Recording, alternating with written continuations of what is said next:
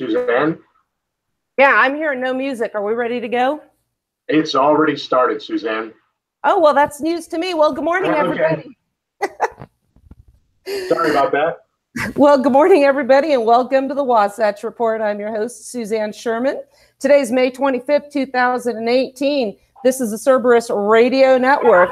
Little technical issues and all. It's pretty obvious we've had a little bit of a break. If I have an echo, I can't hear myself. Well, good morning, everybody, and welcome to the Wasatch Report. I'm your host, Suzanne Sherman. Today's May 25th, 2008. Suzanne, you just have to run with it, Suzanne. Keep going. You're fine. I can't hear. There's such an echo. I can't hear when I'm talking. Okay, check. Yeah, I'm not getting an echo on this side, Suzanne. All right, now it's cleared up. So what we're going to do is just start all over, and we will edit the first part out. To our live listeners, I do apologize.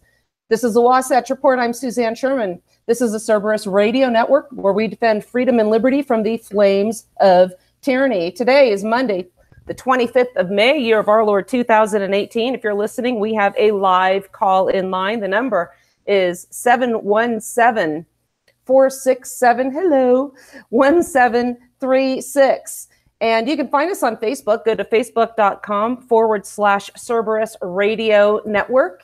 And you can also find us on Twitter as well. And that is Cerberus Radio Network. My handle on Twitter is Cowgirl Esquire. And let's see, we have a YouTube. We have a hello, 1736.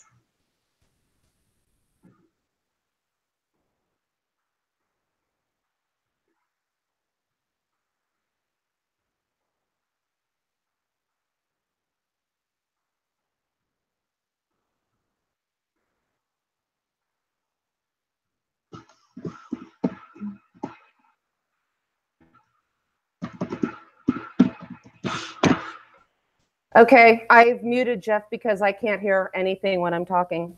Let's cut off right now and start over. Well, we're live, Suzanne. We'll just have to just go with whatever it is. I don't know what the problem is.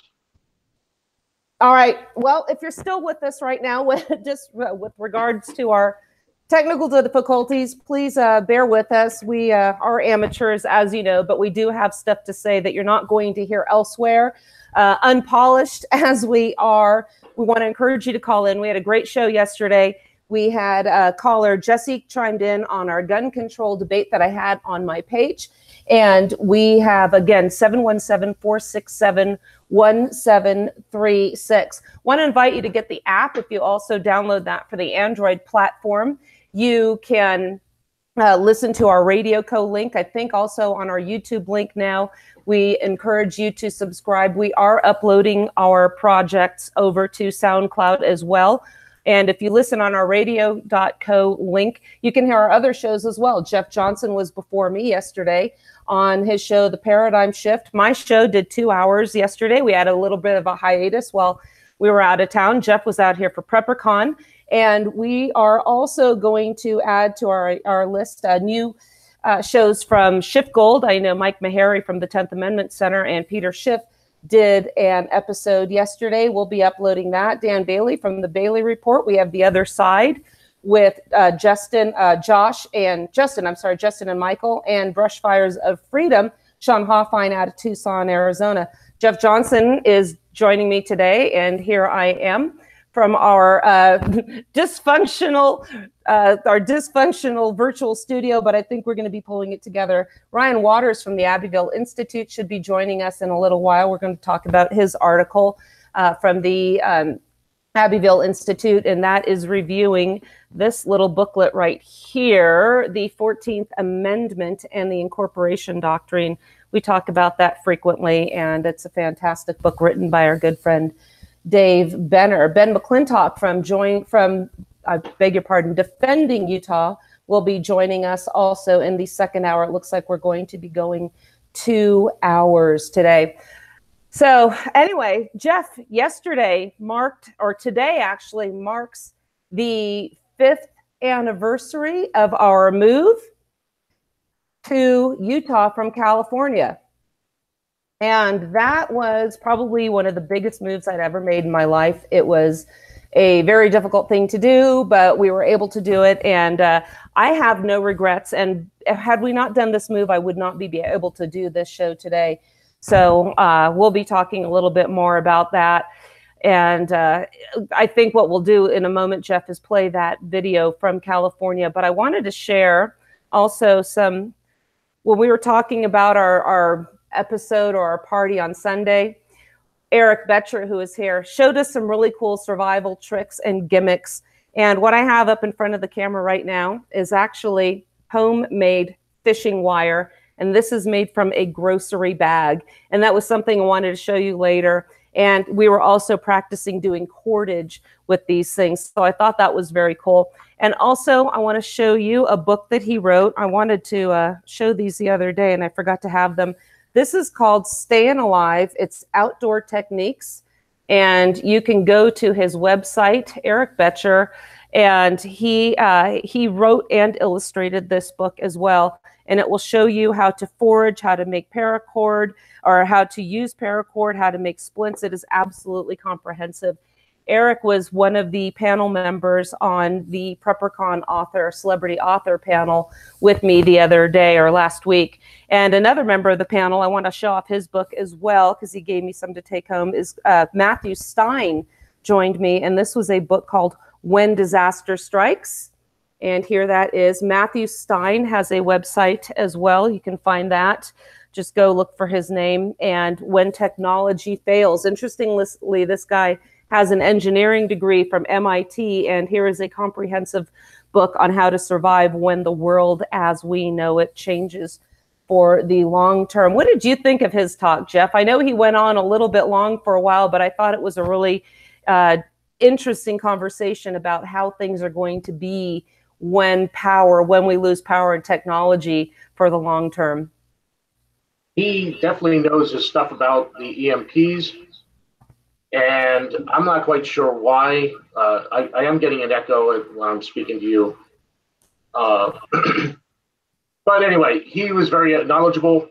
He gave a great presentation about EMPs and how society would react to loss of technology, and which, is always a possibility. With all this hacking, there's always a possibility that our system is so unsecured that we could have a hacker do something to knock the grid out or knock out even our cell phone system or internet.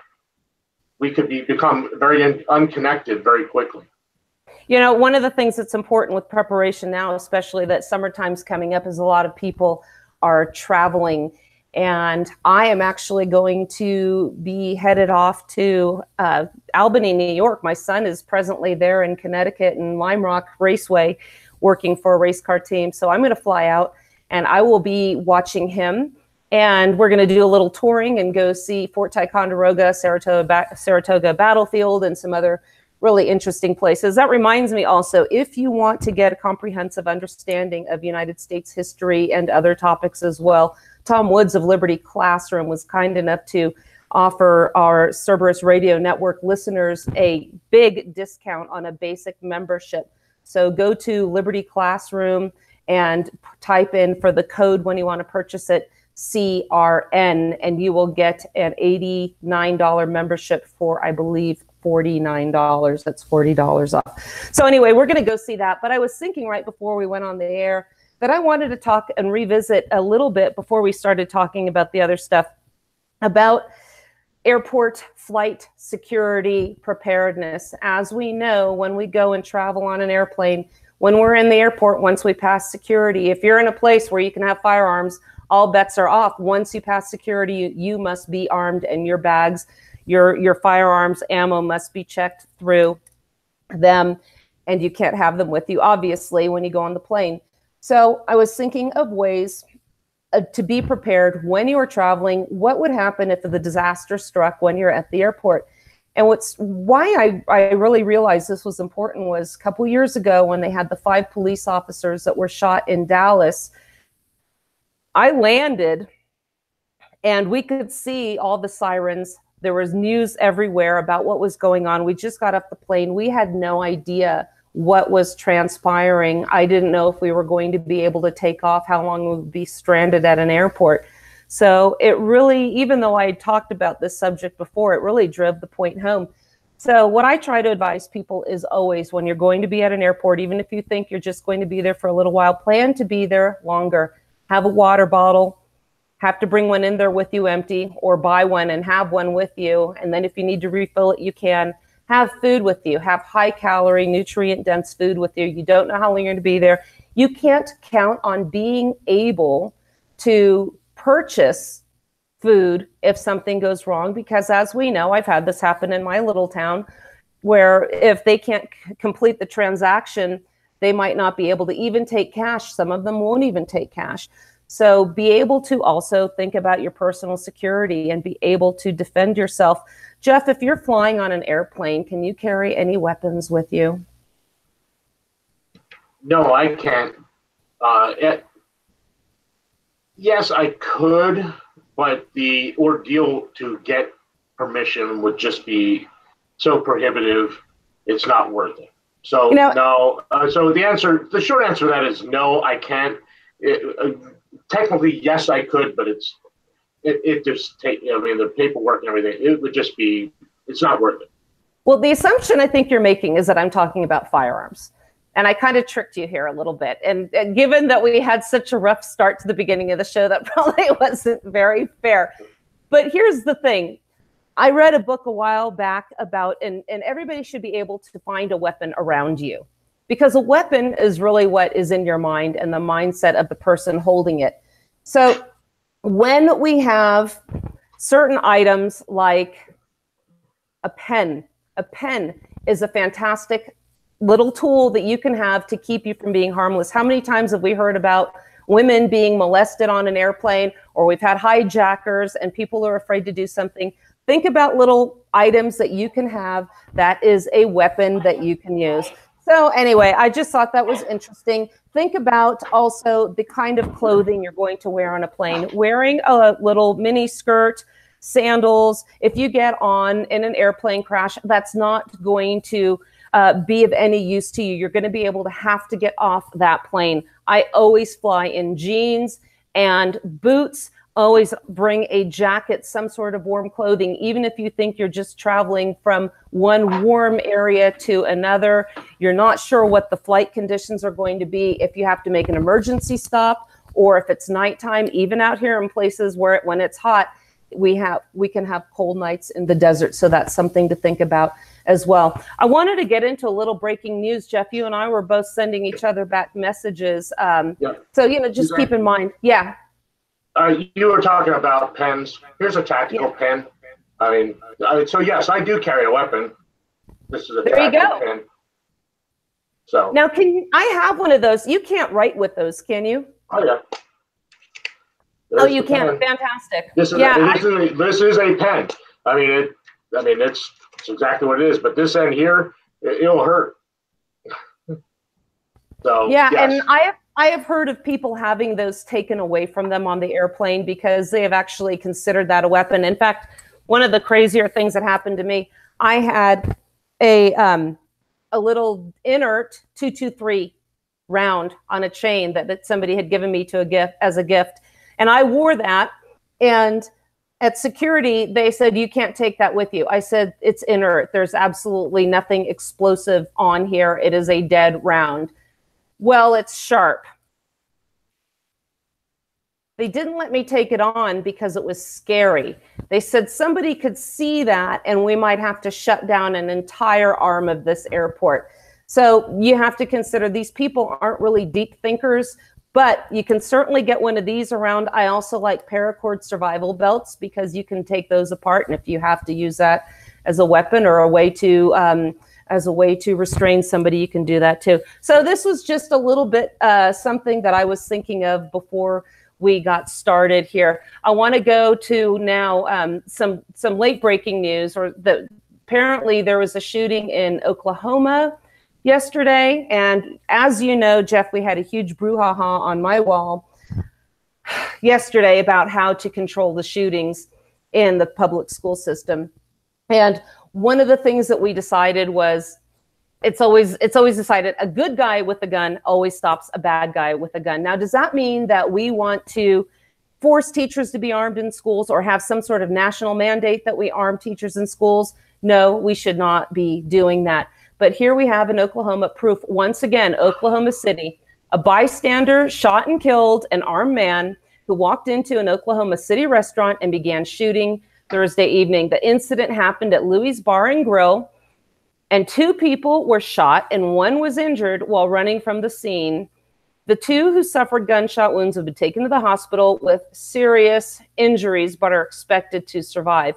When the suspect walked outside, a bystander with a pistol confronted him and fatally shot him. Nearby roads were shut down and drivers were asked to avoid the areas as video from the scene showed larger police presence. The shooter's motive is still uncertain. Jeff, imagine if this incident had occurred in California. Who would have been available at that time to stop this person from possibly going on a rampage? We don't know if he had extra magazines, extra, capabilities so he could reload and keep firing at people. It took a good guy, once again, to stop a bad guy with a gun. When is the left ever going to learn? And I bet we're not going to hear much about this in the news. What do you think? No, we'll never hear much in the news. I was kind of surprised that we heard anything about this Oklahoma shooting because a good guy with a gun stopped a bad guy. Exactly. So one of the things also I wanted to follow up on, and I want to pull up this article because, again, we're changing gears. I've got so many stories that I wanted to cover yesterday. When I talked about Donald Trump with the whole thing with the national anthem, when he was saying that the players that don't stand for the national anthem really shouldn't be here in this country and they should be subject to deportation. This is clearly not a matter for presidential executive concern. And what I want to share with you today, if you want to know what the executive branch should be covering, here is the Founder's Guide to the Constitution. One of the benefits of going with cameras is I like to actually be able to show the people these books. The powers of the president are set forth here. And one of the things Donald Trump should be doing is actually, we're hearing a lot about the treaty with North Korea and South Korea, and he can be negotiating treaties with the advice and the consent of the Senate. But Jeff, can you tell me where the president has the authority to weigh in and say what people should be deported and should not be deported for failing to pay homage to the national anthem? I'm looking for that right now. I don't know where it is either, but boy, this was disturbing when I thought about this. So if you don't agree with them, they don't think you should even be able to live here. I mean, seriously, this is scary, scary stuff. So we have the midterm elections coming up. One of the first articles, because I'm thinking everybody is looking to the president to be the leader of the country, and we look to him for his opinions on such matters. So what I want to do now is just back up to one of my articles that we published early on in the 10th Amendment Center. And this was called Good Enough Politicians Aren't Good Enough, because everybody says this politician is not perfect, but he's the best we got. And agree, I did vote for President Trump. I am not a supporter of Hillary Clinton. I did not want her in, but I also don't believe that he is the answer and he and he alone can make America great again. So let me go back and review this article. Good enough politicians are not good enough. Time and time again, every new politician and every new appointee, every time a new one comes up, we're going to hear the same argument when the discussions ensue. We can't find one we agree with on everything, or no one's perfect. We just have to do the best we can and keep moving in the right direction. And this folks, is a sophomoric approach, and it always gives us the same result. And this is a compromise on our principles. And note also, this compromise always goes in one direction. Jeff, that is always the direction of big government. We never, ever get a politician elected that actually wants to shrink the government. Look what happened with Ron Paul. Look what happened with Rand Paul. He didn't stand a chance. Did he even get past 1%? I don't know. So what do we end up with? We have candidates who, once they're elected, perpetuate a system of government that is more about maintaining power than protecting the liberties of the people that they were elected to represent. And this is something fundamental that we talk about on our show all the time. What is the fundamental primary role of government? And that is to be a jealous vanguard of our liberties. And we are not seeing this.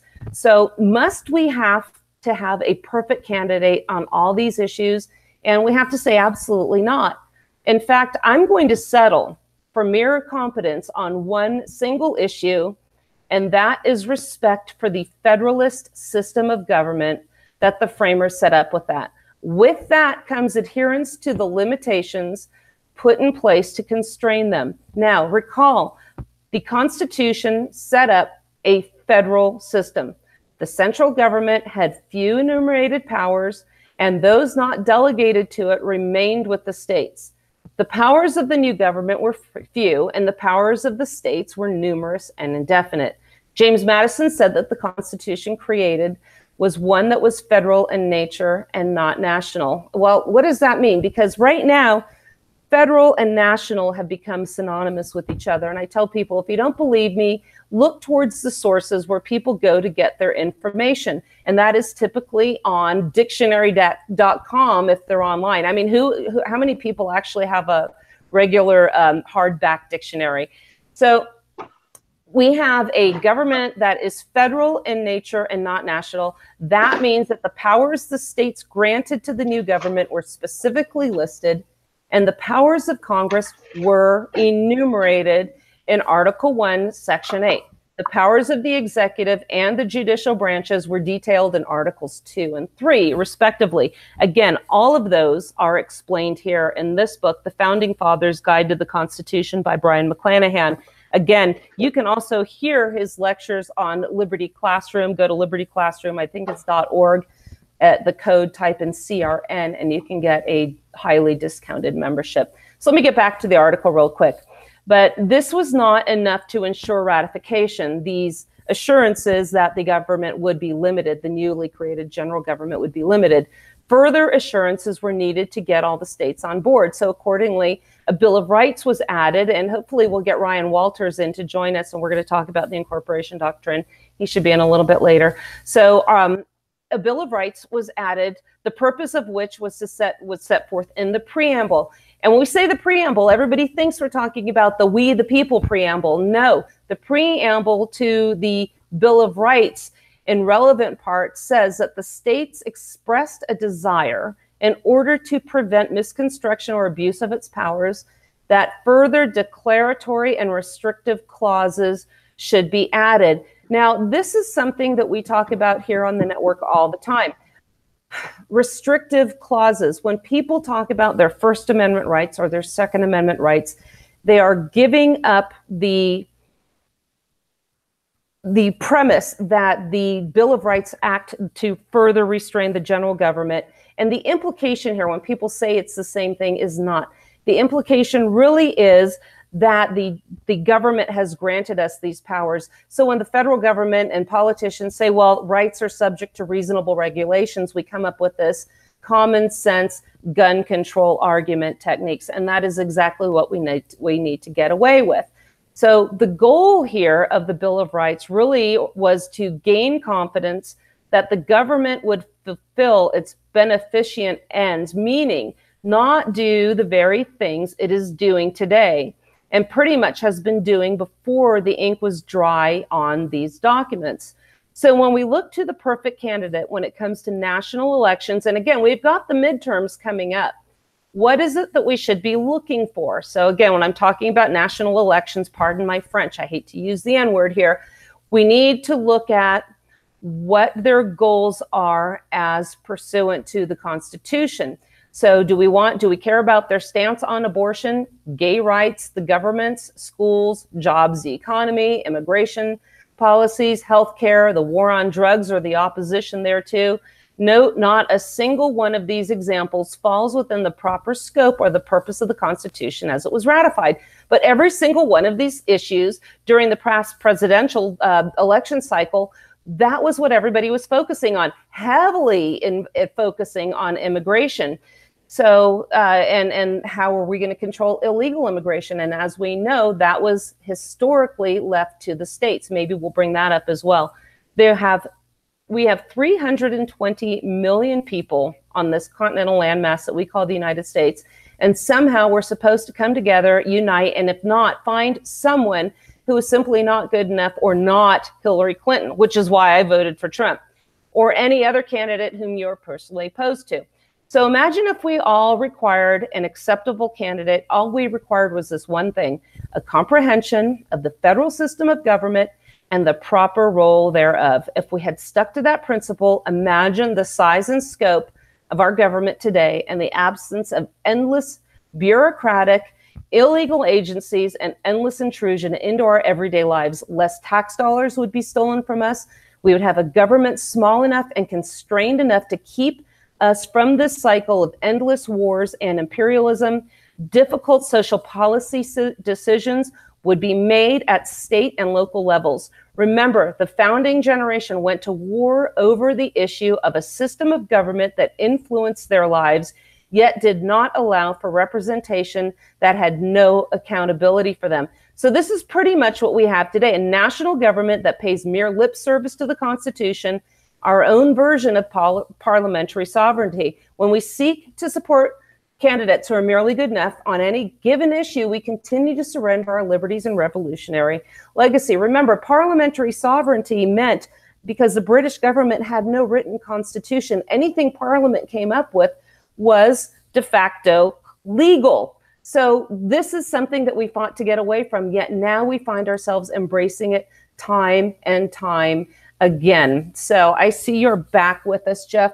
What were some of your thoughts? Because I know that you're always commenting on the constitutional rights, and we hear this all the time. People are always saying we have these constitutional rights, and our government is a national one, and we always have to look to Donald Trump. I know you had a discussion with the owner of the local AM station out here. Apparently, there's talk about a new Supreme Court justice being appointed soon. Who is it they are talking about retiring? Kennedy? Who? Does it matter? Yeah. Kennedy. We have been discussing at length for quite some time this whole notion of having rights, and we have kind of gotten to this point where people are very happy being subjects of a big government. They don't care that they're going to give up their natural rights. They demand that government give them something, and they don't care anymore. They don't care that they don't have a representative that doesn't represent them. They have a representative that represents Trump or the party or the Blobistan of the big the American people. You know, I had this big discussion on a post with my local representative, and I think one of his cronies was on there trying to prove me wrong. And his whole point was that, you know, they take an oath to the Constitution. Well, so what? So did I. That doesn't mean that I represent every American person in the United States. The problem is we have this idea that they are there to do something other than represent us. So, you know, here we are. We have ended up in this place where people are expecting government to do stuff for them, and that's all it is. And I don't know that we can beat that idea. We've reached that point where better than 50% of the people are getting something from government, and you try to get them to give up that something, and you'll have people screaming and yelling and running, you know, calling you all kinds of names because you're trying to take away their benefits. Absolutely. Well, Jeff, let's take a break for a few moments. And if Ryan's not going to come on, I'm going to run with another couple of their topics. So what we're going to do is take a break, get ourselves a little bit organized, and we will be back in a few moments. This is the Wasatch Report. Suzanne Sherman and Jeff Johnson here on the Cerberus Radio Network, defending liberty and freedom from the flames of tyranny. We'll be right back.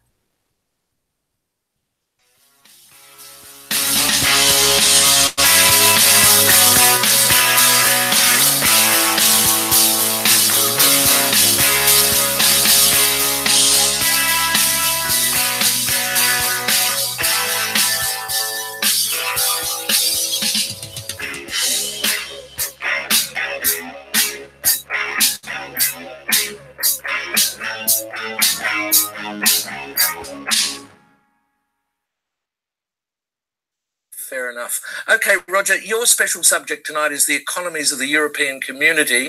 Your time starts now. Best of luck. Thank you. How much does Greece owe, Roger? $367 billion. Correct. And who do they owe it to? Mostly to the other European economies. Correct. How much does Ireland owe? $865 billion. Correct. And who do they owe it to? Other European economies, mostly. Correct. How much do Spain and Italy owe? $1 trillion each. Correct. Who to? Mainly France, Britain and Germany. Correct. And how are Germany, France and Britain going, Roger? Well, they're struggling a bit, aren't they? Correct. Why? Because they've lent all these vast amounts of money to other European economies that can't possibly pay them back. Correct. So what are they going to do? They're going to have to bail them out. Correct. Where are they getting the money to do that, Roger? That's a good question. I don't know the answer to that one. How much does Portugal owe? Hang on a minute. What was the answer to that earlier question? Just keep answering the questions, Roger. Where is Portugal going to get the money it owes to Germany if Germany can't get back the money that it lent to Italy? Just a minute. What was the answer to the previous question? The question was, how can broke economies lend money to other broke economies who haven't got any money because they can't pay back the money the broke economy lent to the other broke economy and shouldn't have lent it to them in the first place because the broke economy can't pay it back? You're wasting very valuable time, Roger. How much money does Spain owe to Italy? $41 billion, but where are they going to get it? Correct. What does Italy owe to Spain? $27 billion, but they haven't got it. They're broke. Correct. How can they pay each other if neither of them has any money? They're going to get a bailout, aren't they? Correct. And where's the money coming from for the bailout? That's what I'm asking you. Correct. Why are people selling the European currency and buying the US dollar? Because the US economy is so much stronger than the European economy. Correct. Why is that, Roger? Because it's owned by China. Correct. And very well done. And after that round, you've lost $1 million. I've lost $1 million. I thought you said well done. Yes, well done. You've only lost $1 million. That's an extraordinary performance, Roger. I've only lost $1 million. Very well done. And that's quite good, is it? Oh, it's excellent. Sell everything immediately. Quickly. Cerberus Radio Network, protecting liberty and freedom from the flames of tyranny.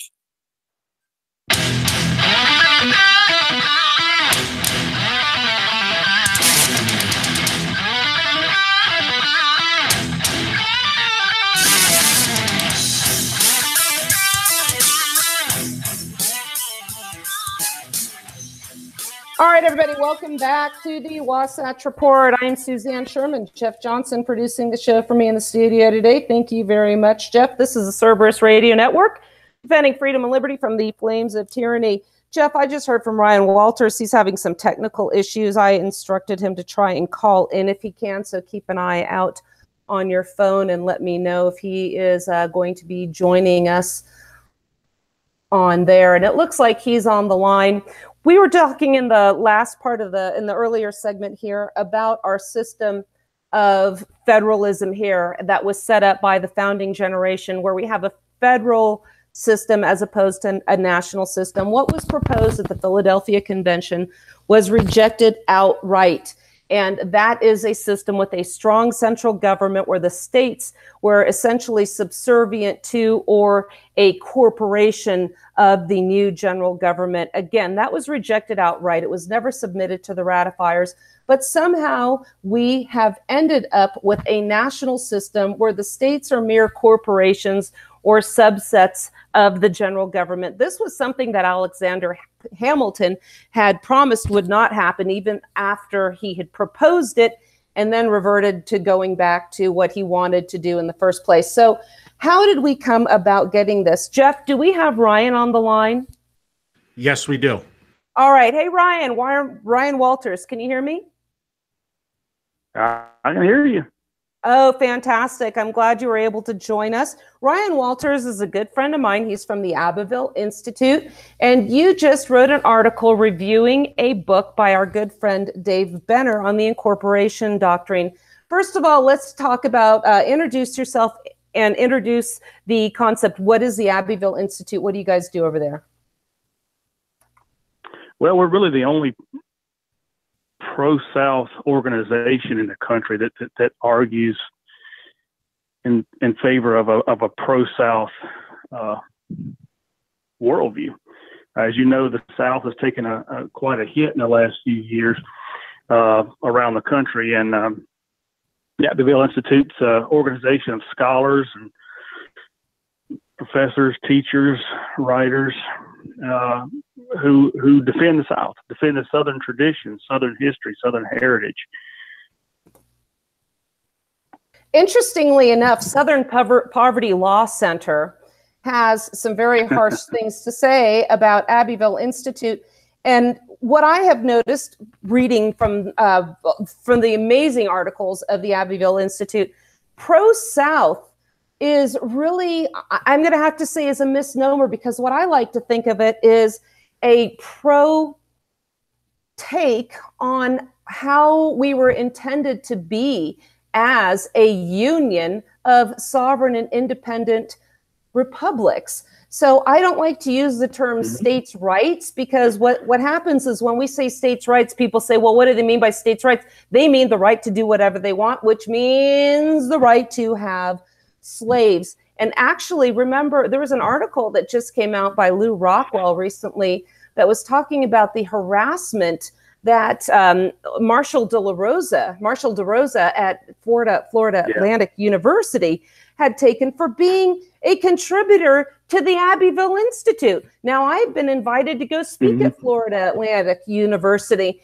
and I can't wait to see what's going to happen when if they decide to troll my Facebook page and see my cover photo with you and me and Brian McClanahan and Carl Jones and Tommy Daly and Daniels. And there's a little picture of that hated Confederate flag in the background there. Clearly, we're white supremacists and have nothing valid to say, and obviously we're racist. And the problem is when you say this true history, because they cannot challenge it on historical and factual grounds, what they do is just play the race card and say we're a bunch of racists. But you wrote a great article here. So go ahead. Well, go ahead. No, and what I mean by pro-South is it's the South that defended that American tradition, what everybody knew to be the truth the whole time. The South was the one that was defending that. And like you say, I don't like to use the word states' rights either. I prefer federalism, because that's what it is. Exactly. We have a federal system. And they've taken states' rights and said, well, this is a code word for slavery and white supremacy, which is ridiculous and foolish. But federalism is the true term for it. And the South has been the biggest defenders of it. But that's changed it, I think, a little bit. Let's talk about your article. And I showed the book. All right. And that is the 14th Amendment and the Incorporation Doctrine. I'm going to give a little bit of a background, because this is what I experienced when I was taught. I went to the public education system, but this is something even all the way up through the most prestigious law schools that we are taught. When we were taught I remember elementary school, we had our little triangle, and I tell this story all the time. We have the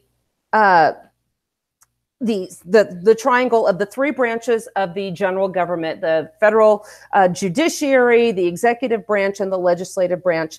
And what we are told there is those three are supposed to act as a check and a balance upon themselves. But are they really doing that? And I can't help but wonder how we expect those three branches to check their own power. And the truth of the matter is, as we're seeing now, that they simply cannot do so. What is ignored is that the states are the ultimate arbiter on maintaining and keeping the federal government in check. But we don't really understand how that works, because when we're taught this, we're taught about the three branches of government, then we're taught about the Bill of Rights. They tell us that because the general government didn't have this spelled out adequately, they wanted to make sure that we have these rights to have free speech, free religion, freedom of the press, right to peaceably assemble, redress the government for grievances. You have the right to bear arms, thanks to the Constitution. That's wrong, but that's what we are taught. And then we have something called the 10th Amendment. And when I learned about this in school, they were described as the police powers of the state. Well, that's something everybody can relate to, because everybody grows up knowing who the policemen are. So what this means is that the states have the power to police their own local criminal matters. That's not something that was given to the states by the general government. What was not granted, delegated to the general government in Article 1, Section 8, as I went through in my article earlier, was reserved to the states. That's the 10th Amendment. Well, then they go on and teach you about the 14th Amendment, which applies the entire Bill of Rights now to the states, Amendments 1 through 8 to the states, through something called incorporation. What they don't tell us, and when I first heard this, I could not reconcile the inherent contradiction in my mind of the 14th Amendment and the 10th Amendment, because how can you say this stays with the states, but then it applies to the states? So why don't you get into your article about incorporation of the Bill of Rights against the states and how that is wrong historically? Yeah, as I mentioned in my article, I never really had looked into the incorporation doctrine. I heard about it. I knew what it was. And we learned some of the same things in graduate school in history. And of course, I took a lot of law classes because I was going to go the law school route. And I'm really glad I didn't do that. Stuck with history. But I heard the same things. And I had taken a provision of the Constitution, the original Constitution, before the Bill of Rights. And what it says is the third clause of Article 6 says this: the senators and representatives before mentioned and the members of the several state legislatures and all executive and judicial officers, both of the United States and of the several states, shall be bound by oath or affirmation to support this Constitution. So I said, well, there it is right there. The states have to support the Constitution and all the amendments. And so as long as you're in the Union, you have to obey it all. And if you don't want to obey it, then you can get out. Is the way I looked at it. But after reading Dave's book and seeing the background of this, because I never really dug into it. I never looked at the 14th Amendment. I never looked at the intentions behind some of those provisions. And he's pretty definitively ripped up this incorporation doctrine, this nonsense. Well, the interesting and I think the big part about that is the 14th Amendment was ratified during Reconstruction, but this didn't happen. This incorporation doctrine didn't come about until the Progressive Era, when they started interpreting the Constitution as a living, evolving document, and began to take even more power from the states and that kind of thing. That's when this incorporation doctrine showed up. It didn't show up in the 1860s, 1870s, or any of that time. It showed up in the Progressive Era when the courts began to reinterpret it. So there's your key right there. And let me interject something, because you had mentioned that you were going to go to law school, but you studied history instead.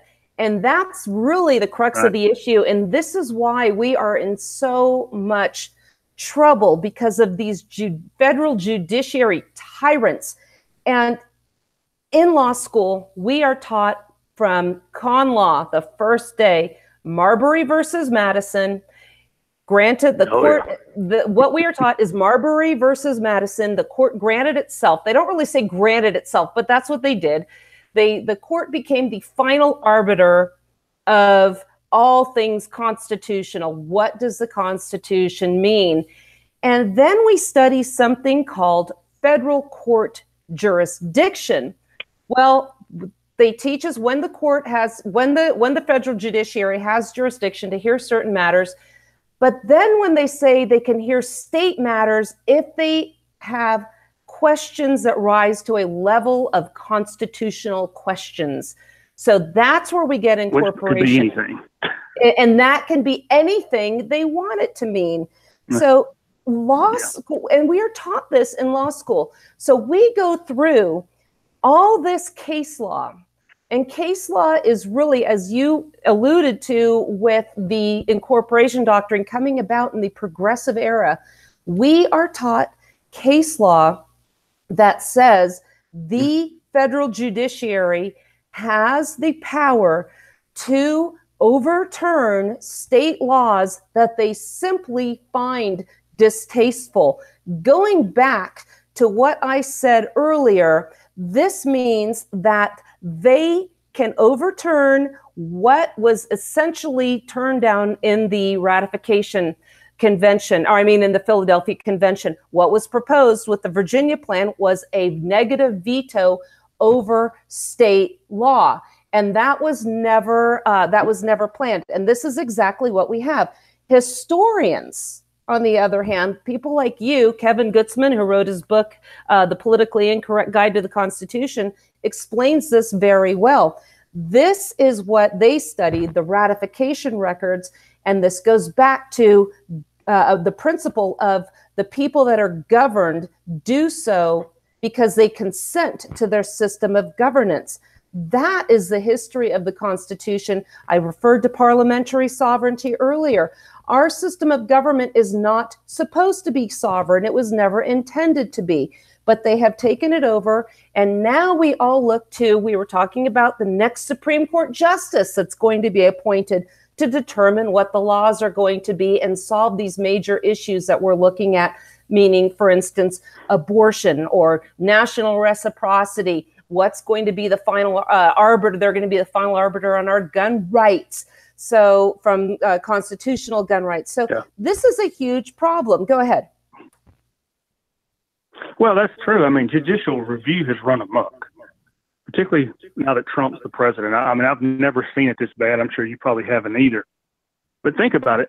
It seems like everything we do is subject to judicial review. I mean, as soon as Congress takes an action or President Trump does anything, what happens? A court immediately issues an injunction or stops it, and so they can review it. That's an oligarchy. We're not ruled by our own representatives anymore. Everybody sits around and waits and sees what the court's going to tell us this means or.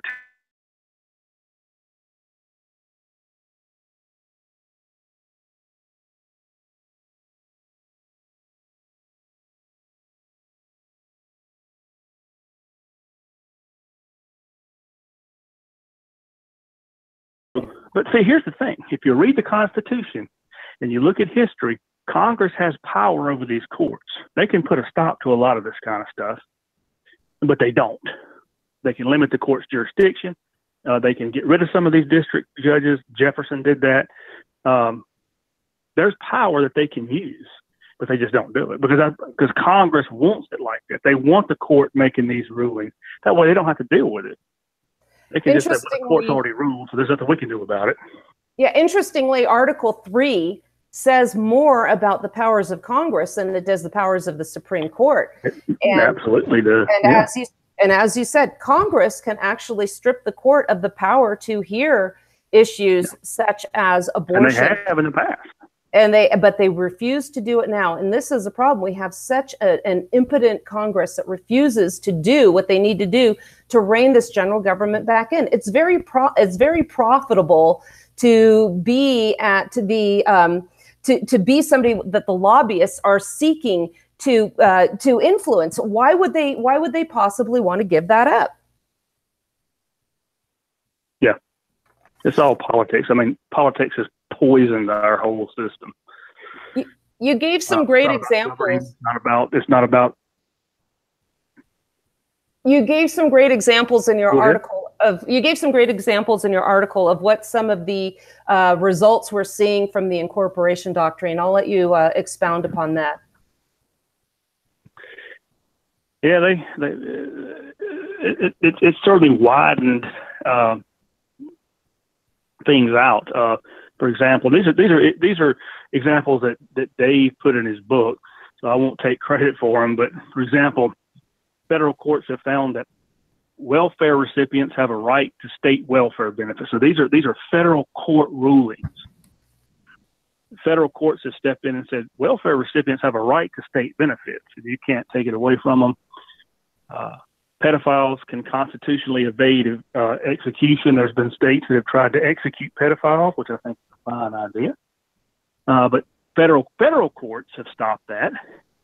Women have a right to choose an abortion. We all know that one. That was a federal court decision.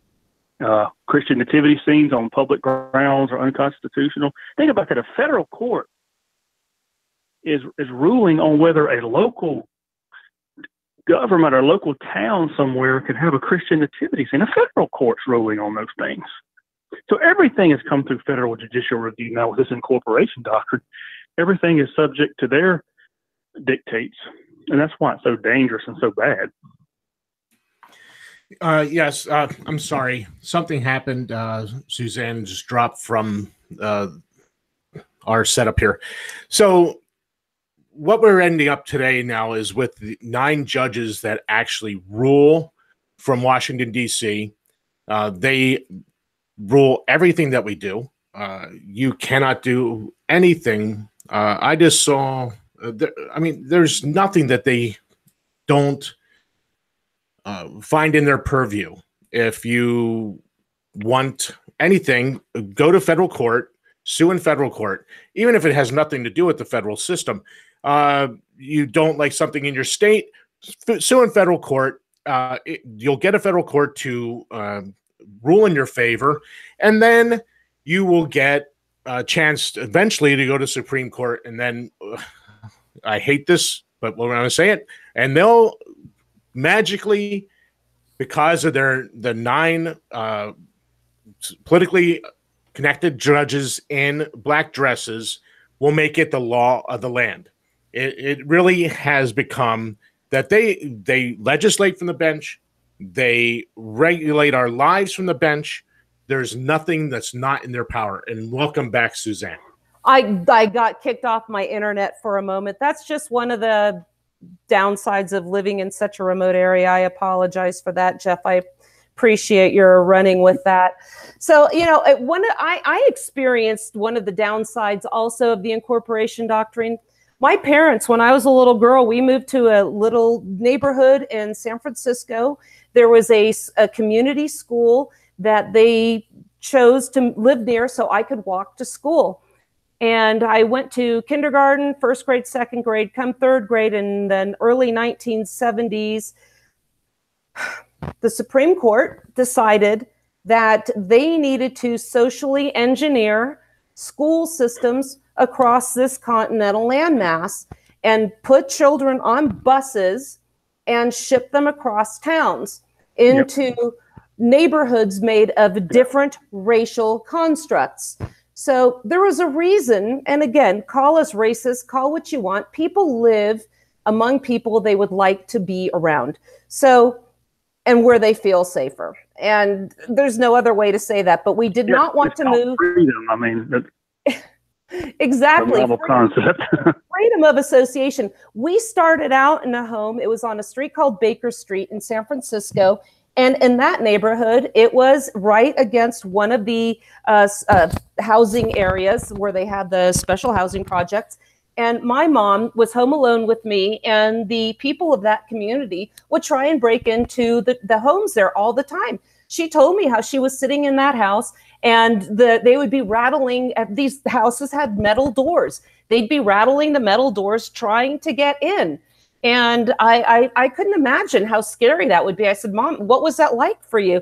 Well, I knew that they couldn't get in, but I think she was really in denial because, of course, if somebody was determined enough, they absolutely could.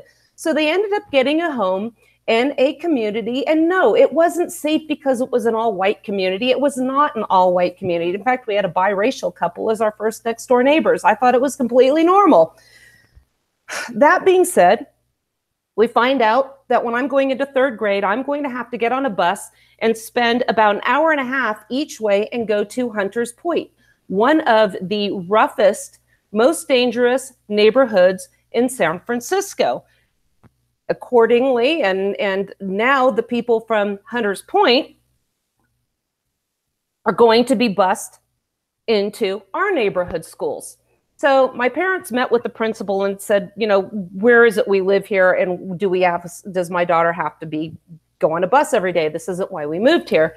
And the principal kind of fudged with the borders, and for some reason I did not have to go. But I will never forget when that first day of busing came about. These kids came off that bus, and this is grammar school kids, okay? We're talking no later than sixth grade, no older than sixth grade. These kids came off the bus looking for a fight. They came stomping off. It felt to me like our school was invaded. There were police officers lining the sidewalks where they were. I would go to the bathroom. There was a police officer in the hallway. I'd never seen a police officer on campus other than to come and talk to the kids before. And now all of a sudden there's a police officer in the campus on the hallway outside my classroom. Well, I come to find out why. I go in the bathroom and one of the girls from across town smacks me in the face. I go out and I show him my red face with the handprint and the bump on it, and he just shrugged his shoulders and did nothing. We moved out of there to a white neighborhood in Los Altos within a few months, and we never went back. That's probably one of the most asinine policies this country's ever adopted is busing. And there was as much protest among black citizenry as white over that policy. I mean, to bus, and particularly in rural areas, you may have to bus kids 30, 40, 50 miles away to a school to achieve racial balance. And I think that should have been resisted a lot harder than it was. But think about that, to spend that kind of money on a social engineering project, not making sure, kids can read and write, which today they can't for the most part, because they're indoctrination centers, or I don't know why anybody would want to send their kids to a public school. I'll just be perfectly honest with you. I don't know that, but that's right. That's what the courts have done. And I'll give you this example. In the 1990s, around 92 or so, there was a federal judge in Kansas City. Now think about this power trip. He said that the schools were not adequately integrated in Kansas City, and he ordered the state to impose sales taxes and increased income taxes to raise the money to buy the buses to achieve racial balance in these schools. And this was in the 1990s. Now, fortunately, the Supreme Court shut down his plan and said you can't do that. But that shows you the power trip some of these guys have. Well, I'll just order the state to raise taxes to do it. And that's what they do. It's like judges that have made rulings that if somebody prays during a graduation ceremony, he would have marshals in the schools and lock you up if you used God or Jesus or any type of reference like that in a prayer. Well, interestingly, what we've seen is the federal judiciary taking a stranglehold again on prayers in schools. We had Hugo Black, a self-proclaimed Klansman, who was the one that came up with the ruling that we couldn't have vouchers or tax credits for families that wanted to put their kids in private schools. Why? Because Catholic schools were benefiting. But again, this is taken now as a progressive gospel, and we are seeing a federal stranglehold, and we're losing our control over our local schools. And I experienced that personally, and this is all because of the evils of the incorporation doctrine. Now, if you go back again, I talk about the Constitution as ratified. What did they intend? And yes, our good friend Andrew, who has patiently stayed with us through our difficult start of this show, says, yes, Who Killed the Constitution devotes a chapter to busing. Who Killed the Constitution, co-written by Tom Woods and Kevin Gutzman. A great chapter there on busing. I experienced it. Kevin Gutzman experienced it as well. And this was all, again, social engineering. In fact, Kevin had told me that he spoke to a friend of his that was a judge and said, well, how do you feel about putting your kids on these buses and subjecting them to that? Why won't you do it? Because you put your kid in a private school. And he said, well, I'm a dad. I'm a judge by day, and at night I am a father. So I'm going to do what's best for my father. And isn't this just what we have come to expect from these haughty oligarchs? Is laws are for thee, but not for me. So it's not for the general. It's not for the oligarchs. This is something that us minions have to obey so they can feel good about themselves by imposing these social justice programs on the rest of us. And it is really, it's really turned into a disaster.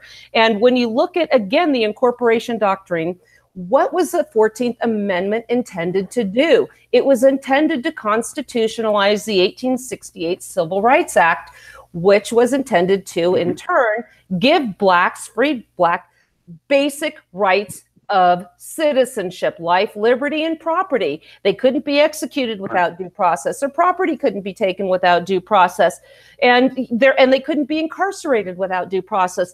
That was it. John Sherman, who was Roger, that was my dad's name, who was William Tecumseh Sherman's brother, said to the constituents in Ohio, this isn't even going to affect people in the North. As late as 1833, John Marshall, who again was present during the ratification debates, acknowledged, he understood that the Bill of Rights was not going to affect the states. It was a restriction on the general government. He understood that the limited nature of the general government. In 1833, he declared in Barron versus Baltimore that he could not conceive of or apply the Bill of Rights to the states because he understood the intention as ratified. Exactly, and that was Marshall. So tell us what happened. Tell us what happened. Well, you're exactly right. When they passed the Civil Rights Act of 1866, the Republicans, this is radical Republicans, and this is different Republicans than there are today, but they realized if we just pass this civil rights law, when the Democrats get back in charge, and they will eventually, they're just going to repeal this and get rid of it. So we've got the majority, we've got the southern states beat down and under military occupation. Let's pass a constitutional amendment to put this in the Constitution so it can't be repealed. I mean, it can, but it's just almost impossible. So that was the whole point behind the 14th Amendment. As you said, to put these basic provisions in there, but nothing else. It wasn't meant to apply the Bill of Rights to the states. As a matter of fact, one thing Dave points out in his book that I didn't know this, in 1875, Congress considered a constitutional amendment that would apply the First Amendment restrictions to the states. And that amendment failed. Congress failed to pass it. So the point is that the 14th Amendment, if the intent of that was to apply the Bill of Rights to the states, then why in the world would they have ever considered an amendment to apply the First Amendment to the states about a decade later? Exactly. People so just the Congress then, there was no intention to apply the Bill of Rights to the states at all. And that is something that people just don't understand. Historically, if that had already applied, there would be no need for the incorporation of the Bill of Rights against the states. That was never the intention of it. I really appreciate your joining me. You know, there's another article I was looking at also. It's called "The Tyranny of the Federal Judiciary." I think it was from Lou Rockwell. I'll find the exact article, but the author says one of the fatal flaws in the concept of a limited government is the judiciary. Coincidentally, this was supposed to be the branch of government that would do the least amount of harm. And I forgot who said that. Do you remember, Jeff? Was that Madison? I don't remember that quote, so I can't help you with that. Sorry. Yeah, but as we're seeing now, these judges are endowed with a compulsory monopoly over a vital power of deciding disputes, ultimately deciding who can wield force and how much can be wielded.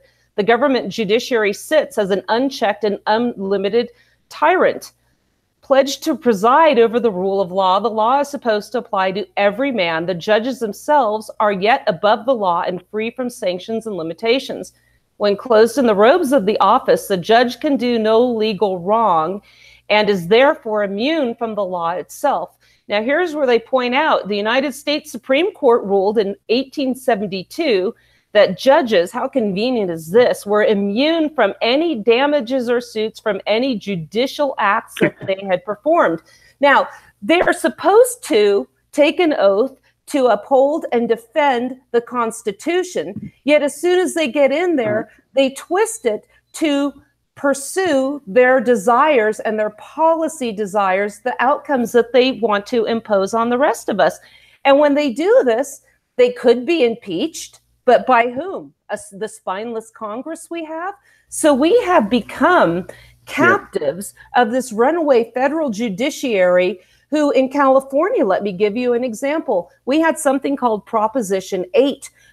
California, of all states, I believe it was 72% of the residents, the people of California, voted to define marriage as one man, one woman.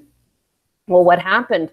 As we see all the time, the progressives can't stand losing a fair fight. So what do? They just run around and go to the nearest federal judge, who, of course, overturns that law. And now we have gay marriage. And then we had Obergefell, which, again, unconstitutionally imposes gay marriage in direct contravention to the 10th Amendment, because marriage is never defined in the Constitution, nor was it a delegated power for the federal government to define. But now it is imposed upon all the rest of us, thanks to what? The incorporation doctrine. This has just been an absolute disaster, and it has taken away the sovereignty of the states and has rendered them, again, mere corporations or subservience to the general government, which is exactly what Alexander Hamilton was proposing, what he had said, well, forget it, I didn't mean it, during the ratification conventions and discussions and debates. And then all of a sudden, when the Constitution is ratified, they go back and do exactly what they promised not to. And the incorporation of the Bill of Rights against the states is absolute proof. And we see the results affecting our lives every single day. We have surrendered our right to govern ourselves. We see this with the firearms laws. Jeff, you might remember when Boyd was on yesterday, we were talking about a case in the state of Michigan where if you want to become a foster parent or adoptive parent, you have to essentially surrender, and I don't like the term, your Second Amendment rights. As we know, they're not Second Amendment rights, but the point was, when there was an in-home visit taken at this place of residence, they saw that he was carrying a firearm on his person. They saw magazines there, and he was not going to be able to foster his own granddaughter. And I had a very heated debate with this gentleman and his friends. It was somebody I actually knew on Facebook. I said, please don't run to the federal judiciary, because here's what's going to happen. Their argument was, well, look, the state is not doing us right. So clearly, rather than trying to change the legislative process, or rather to change the law via the legislative process, we're just going to go run to federal court because the states can't violate our constitutional rights. Well, regulating firearms, regulating who can foster children, regulating who can adopt was a power retained, obviously, by the states since it was never delegated. And as far as I know, there's been no Article 5 convention saying that they can. So, and ratification amendment to the Constitution saying that they can. So I said, you really need to resolve this, because here's what's going to be the downside. If you take this to the federal courts, at some point, this is going to come up in other states, and then they're going to look to, well, what do the oracles, the politically connected lawyers and their black government issues dresses have to say about the matter? And here's a possibility. What they can say is, the Supreme Court is going to say now, because of the interest and the safety of these children that are going to these adoptive homes, families who want to take in children cannot have firearms, concealed carry permits. We're going to restrain their rights. This is not outside the realm of possibility. Just like national reciprocity, when I say you do not want to hand this precedent to them, because we know they have stare decisis, and they're not going to overturn a bad ruling. You think that we could stack the court? You think we're going to have an overturning of Roe versus Wade? It's not going to happen. So we're going to give the courts this power, and then it's going to go against us theoretically. And I think it's very unwise to take that chance. Ryan, you have another book out about an election in Mississippi. Talk about that, and then I'll let you go in a little bit. Yeah, put out a book last fall called Remember Mississippi, about the U.S. Senate Republican primary in 2014 between Chris McDaniel and Thad Cochran, which was a barn burner of a campaign filled with all kind of exciting events.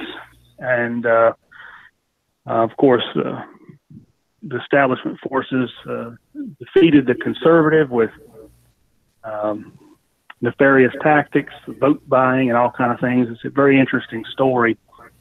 And of course, the afterword to that, I guess, is that McDaniel is running again in a special election in Mississippi for the same U.S. Senate seat. Thad Cochran retired because of health reasons, and so we are, and I'm helping his campaign, and we're running again for the special election in November, and it's pretty ugly. The governor appointed a replacement, and of course appointed a establishment figure, and not a conservative at all. Actually switched parties from Democrat to Republican in 2011. So she's a recent convert, and is a woman. And of course, that's a big thing because Mississippi's never had a woman in Congress. So that's the emotional hook there. Oh, we got a woman. We got to keep her in office. Hopefully this Senate race won't be quite as ugly as the last one. But we'll see. Politics is nasty these days. Yes. Establishments wanting to keep their power. They don't want conservatives in there. They especially don't want conservatives in there that want to limit the powers of the judiciary. No, we sure don't. Hey, Ryan, tell us how people can follow you. I know Abbeville Institute, Abbeville, I think that's how we pronounce it, how we can help them in their pursuits. What do we need to do to follow you, to get your books, and to help Abbeville? Of course, my books are on Amazon. I'm actually deep into working on a book now about Warren Harding, trying to repair the damage done to Warren Harding. But you can find my books on Amazon or Barnes and Noble on the internet.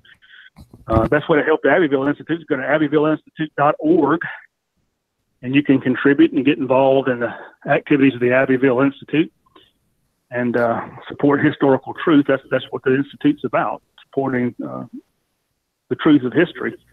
And of course, you can find me on Twitter and Facebook, and I think my email address is ryanswalters@reagan.com. It's available online, I think. So I'm not hard to find. Awesome. Well, you were on the panel with me at the SCV Education Day. I had a wonderful time with you. We all went out to dinner the night before. I loved your presentation. Ryan S. Walters, ladies and gentlemen, thank you for joining us. We're going to take a quick break, and then Ben McClintock from Defending Utah is joining us. Brian, we look forward to hearing from you again. Take a quick break. This is Suzanne Sherman on the Wasatch Report on the Cerberus Radio Network. Be right back.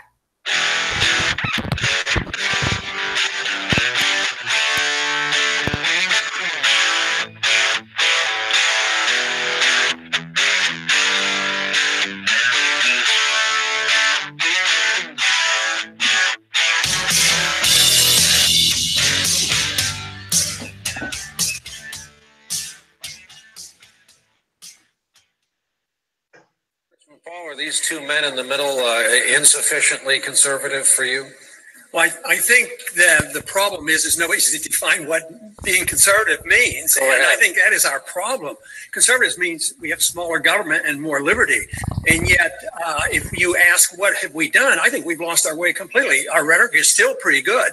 But when we get in charge, we expand the government. You talk about Dodd-Frank, but we gave Sarbanes-Oxley. We gave debts as well, when we're in charge. So if it means limited government, you have to ask a basic question: what should the role of government be? The founders asked that question, had a revolution, wrote a constitution. And they said the role of government ought to be to protect liberty. It's not to run a welfare state and not to be the policeman of the world.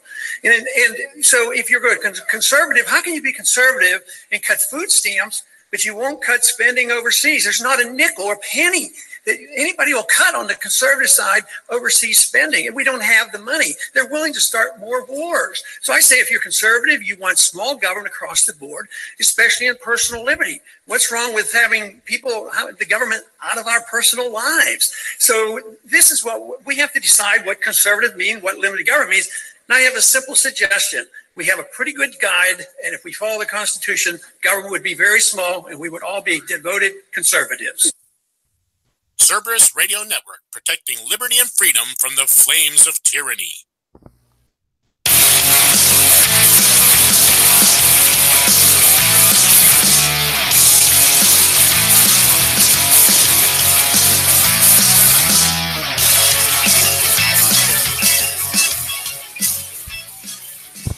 All right, everybody, welcome back. This is going to be the final segment of the Wasatch Report here on the Cerberus Radio Network. Jeff Johnson producing the show with me today. Joining me now is going to be Ben McClintock from an organization called Defending Utah. Jeff, before we bring him on, can you play that clip from California? Because, Jeff, we have Ben McClintock. We were also doing shows with Paul Jensen on Inside the News on K-Talk. Ben also has a show on K-Talk. And we are all California transplants, but unlike the people that we're seeing coming in and making the reason for defending Utah, we are trying to protect our values here of limited government. Can you play that clip that I had for you about what's going on in California right now? As a native Californian who has left the state, I witnessed California's terrible turn firsthand. Here are 3 reasons California has become a dysfunctional progressive basket case. Number 1, the jungle primaries. California hasn't always been a deep blue state, but the state has gone extremely leftward in recent years. A recent law forces all political parties to participate in a single consolidated open primary, often called the jungle primary. In these primaries, the top 2 vote getters end up on the election ballot, where they square off against each other. This system has driven many Republicans off the election ballot, as the top 2 slots are often won by Democrats. In fact, in 2016, Donald Trump was the only Republican on the ballot for a statewide election. Number 2, nonpartisan redistricting. A redistricting plan in 2010 tightened Democrats' grip on the state. Initially billed as a nonpartisan effort to do away with gerrymandering, the so-called Citizens Commission was hijacked by state Democrats, who stacked the commission with progressive activists posing as Republicans. This further wiped out opposition to the Democratic Party in the state over the last decade. Number 3, middle-class flight. A major factor in California's shift to the left is changing demographics. Middle-income residents are increasingly leaving the state, perhaps alienated by high housing costs. California is increasingly becoming a 2-tiered system of rich and poor, in which the rich thrive and the poor muddle along. So far, California's liberal extremism isn't working out well for Californians. In San Francisco, for instance, the crime rate is escalating. While overall property crime rates were down around the country in 2017, San Francisco's rates had jumped by 20% in just a year, according to the FBI. And now, this remarkably rich state has, by some measures, the country's highest poverty rates and lowest rating for quality of life.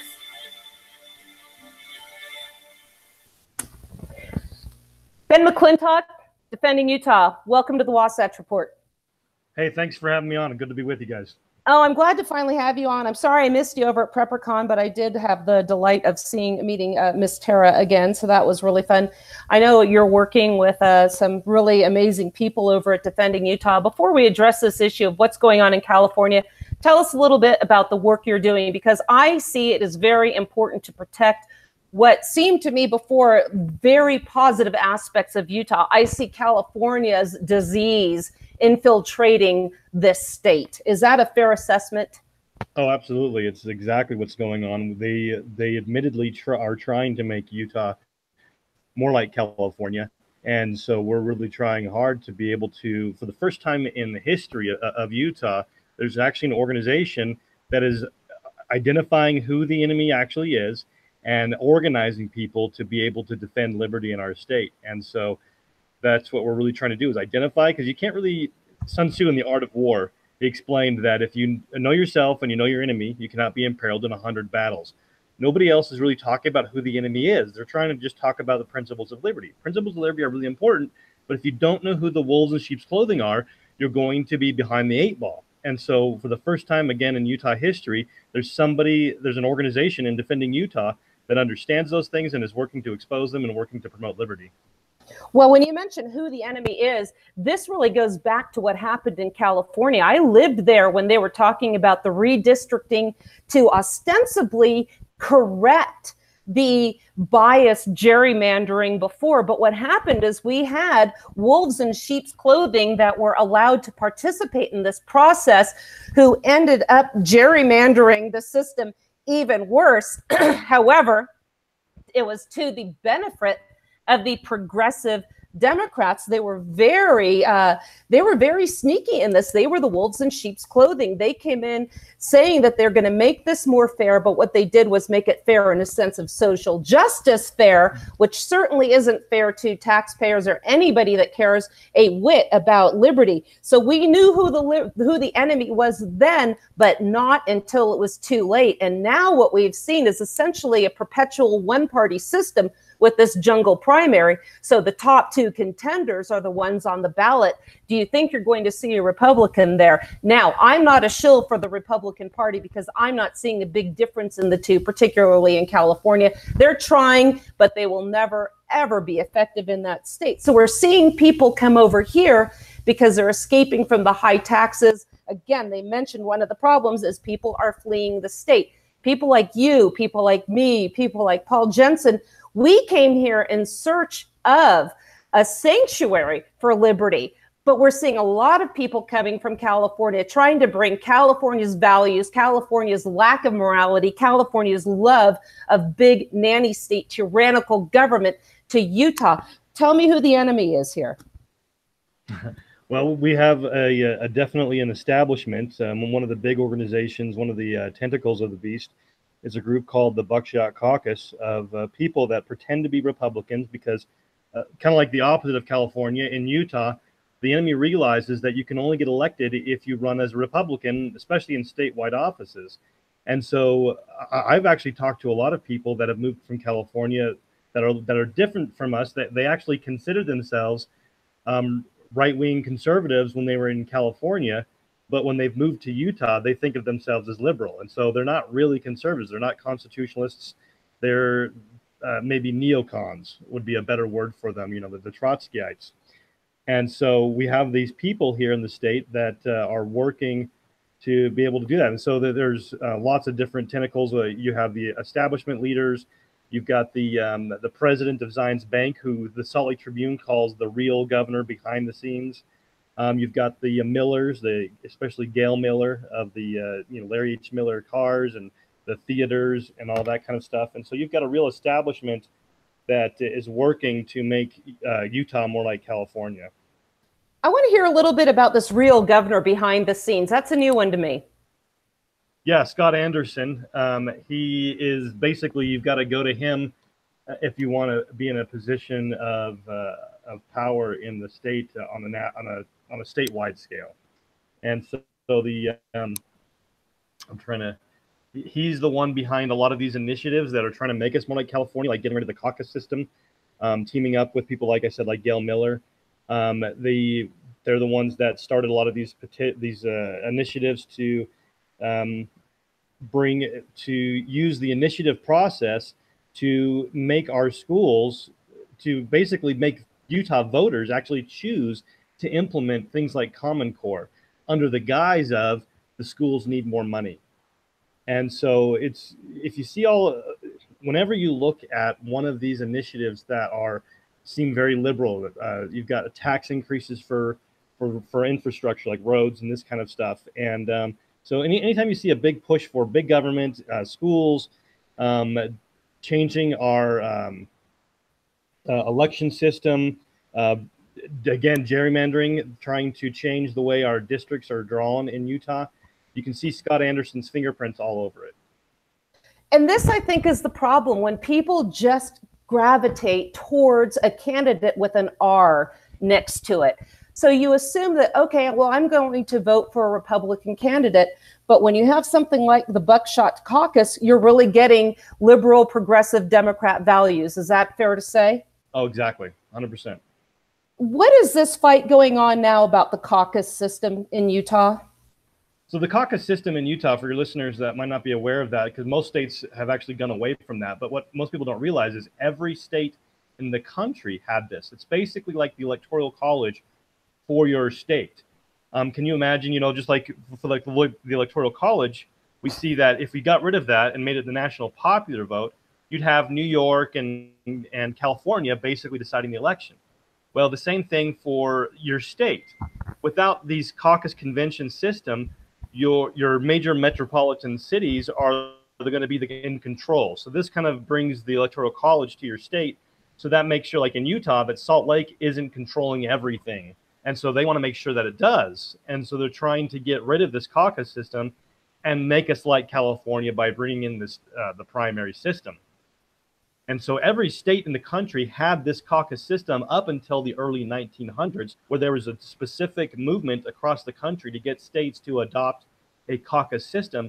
I mean, I'm sorry, a primary system, and which is what has brought us states like California, where they've moved from being conservative states to being these not even liberal states. They're just outright socialist. You've got basically in the general election, it's an outright communist versus a progressive socialist.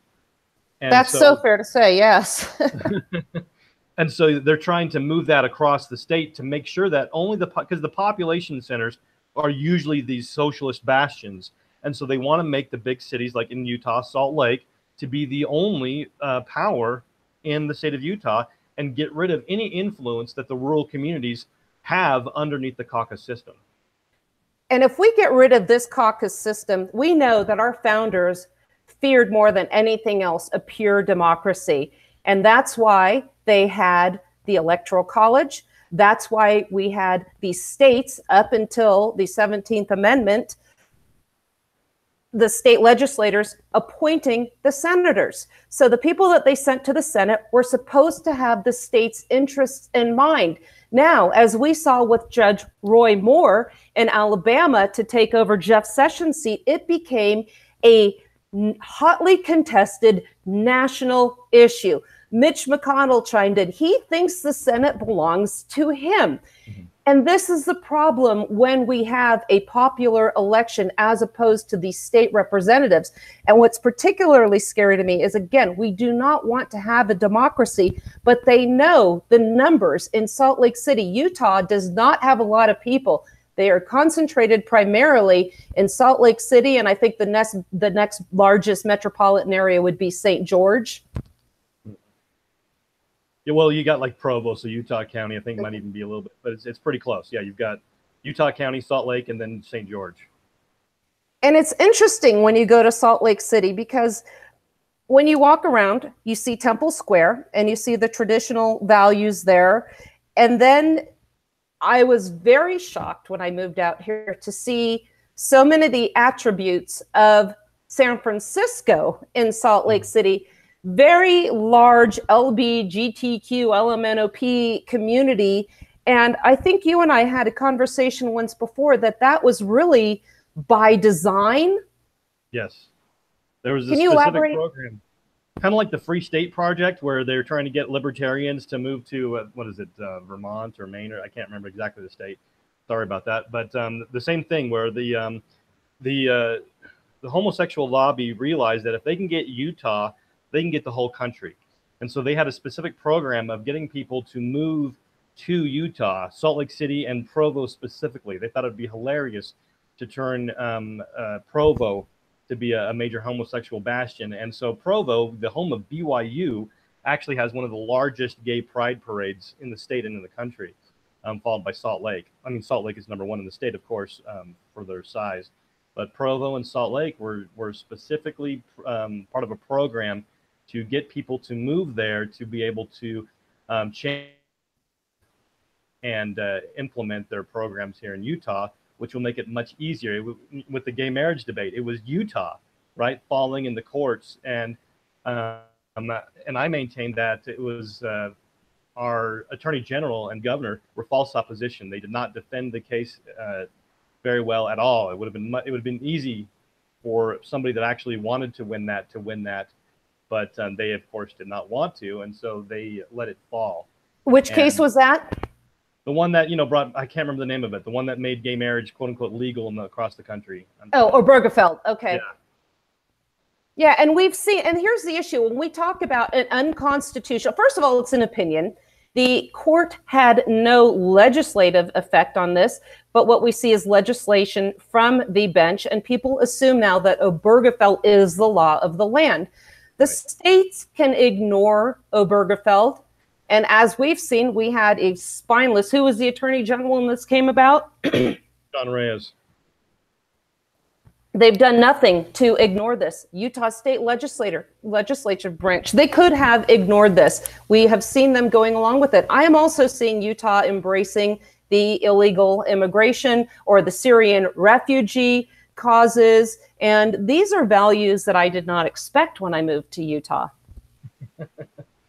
Yes, you pick the liberal program, and there's a big establishment push to bring it to Utah.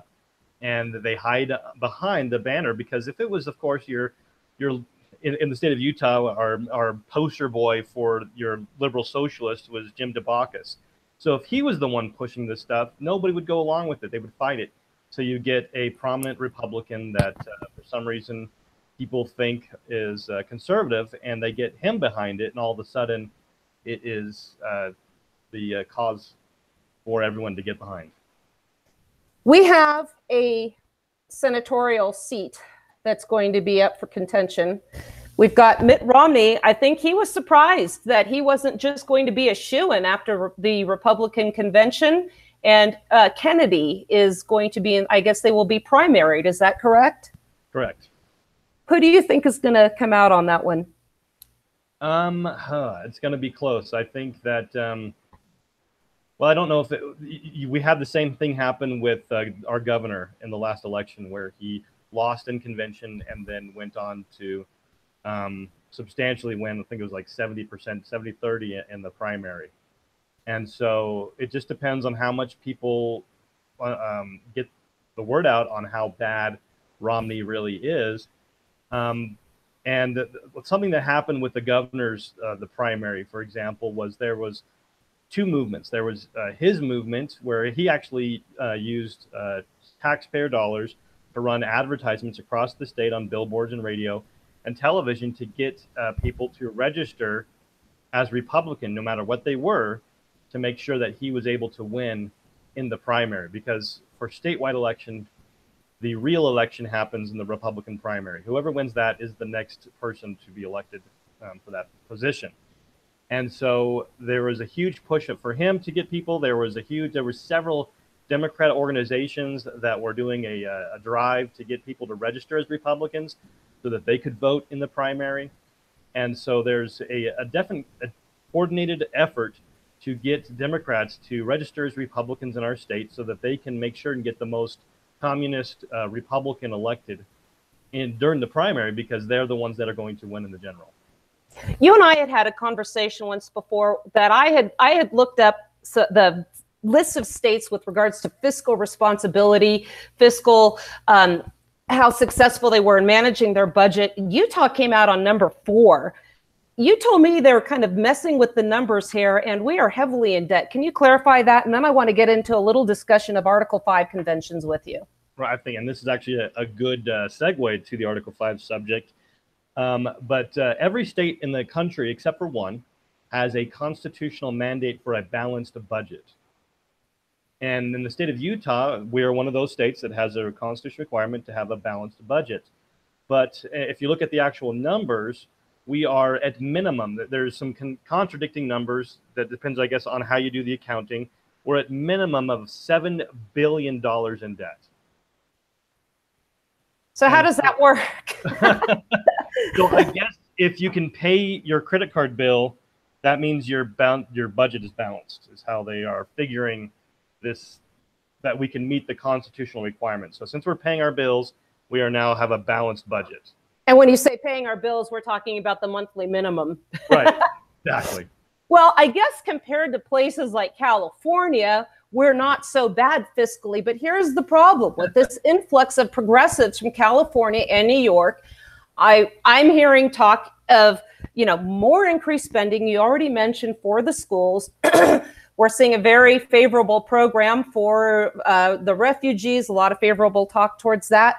But I also want to get to Article 5 convention. I'm sorry, Susan. I want to mention some other things that native Utahns, like the governor, is pushing expansion of Medicaid. So it's not just the people moving in. We've had a wolves in sheep's clothing since almost the very beginning of our state, trying to push us to be more like everybody else. That we left the United States to escape the oppression and the anti-liberty sentiments that the nation was moving towards even back then.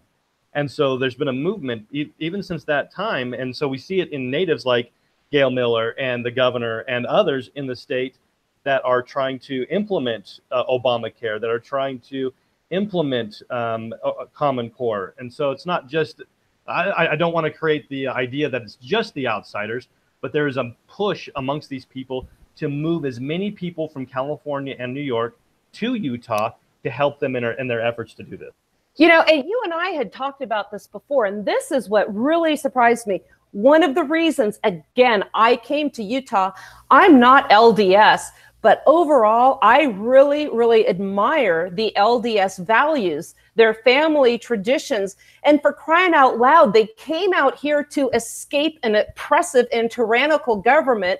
And then through, as you mentioned, corruption, they became part of the very government.